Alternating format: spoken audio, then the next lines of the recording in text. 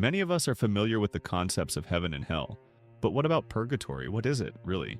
Is it some sort of in-between space like a waiting room for sinful souls who haven't earned a direct pass into heaven? And if so, how does someone end up there? Plus, is this intermediate place even mentioned in the Bible? In this video, we dive into the history of purgatory. Purgatory is the place where the souls of the dead wait to enter heaven.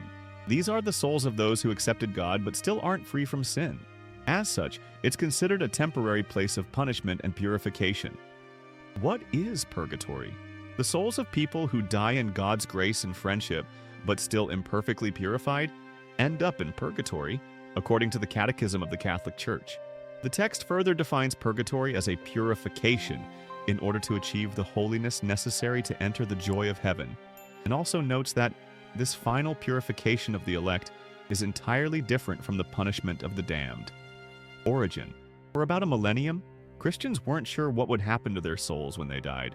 Of course, saints would go to heaven, and unredeemable sinners would go to hell. But what about everyone else? They would face a final judgment, entering purgatory. It wasn't until the 12th century that the medieval Latin Church came up with the concept of purgatory. This meant that people would die and go to purgatory to pay for their sins until they were pure enough to enter heaven. Written record. The first written record of purgatory can be found in the book Sentences, written by the French theologian and Bishop Peter Abelard around 1150. Is it in the Bible? There's no direct reference to purgatory in the Bible, but those who believe in it argue that neither terms like Trinity nor incarnation are there either, yet the concepts are still understood. While there's no direct mention of purgatory, some passages can be interpreted as referring to it.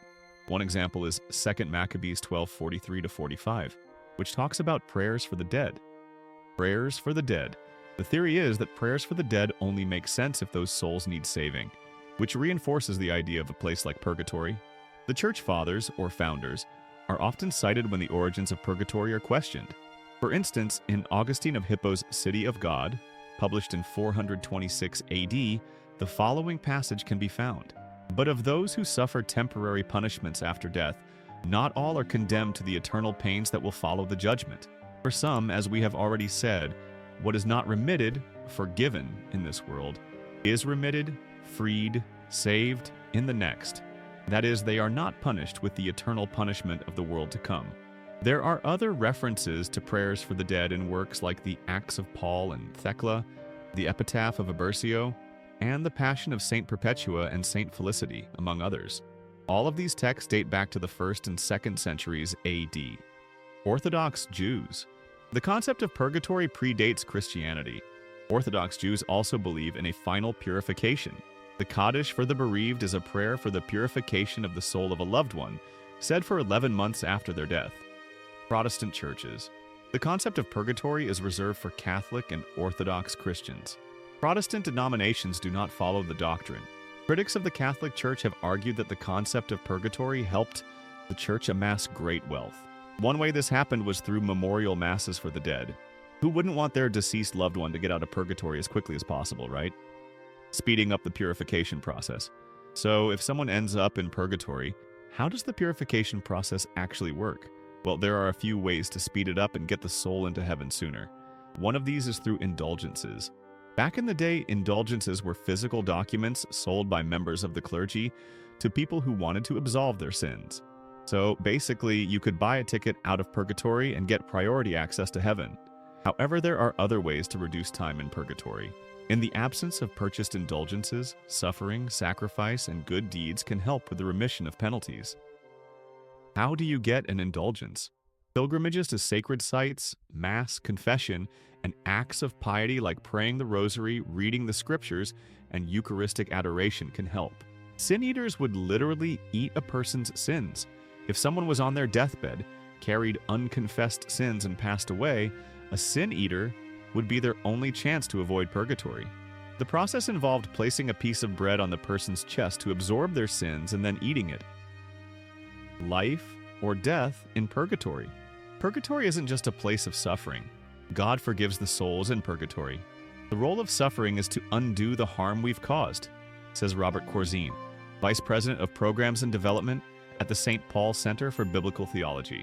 Despite depictions of fire and artwork about purgatory, the suffering in purgatory isn't real physical pain.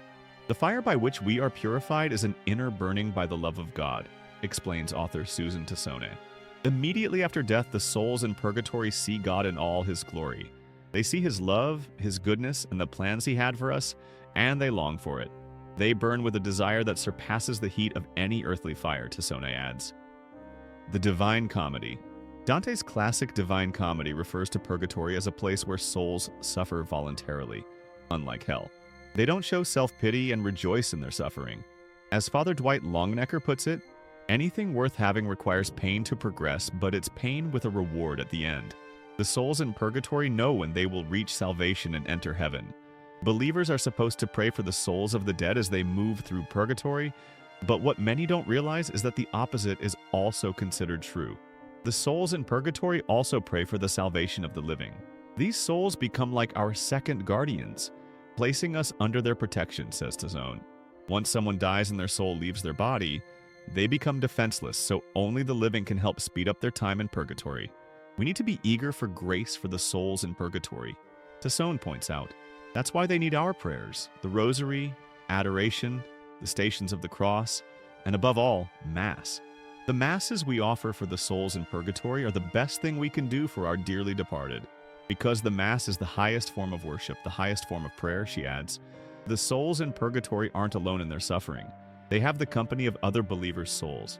They're all united in Christ. Only saints who are free from sin gain instant access to heaven, but the purification process in purgatory can transform the souls of those who have sinned into saints.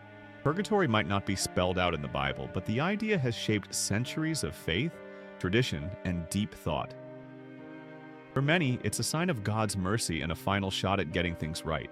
Whether you're a believer or a skeptic, it's worth thinking about.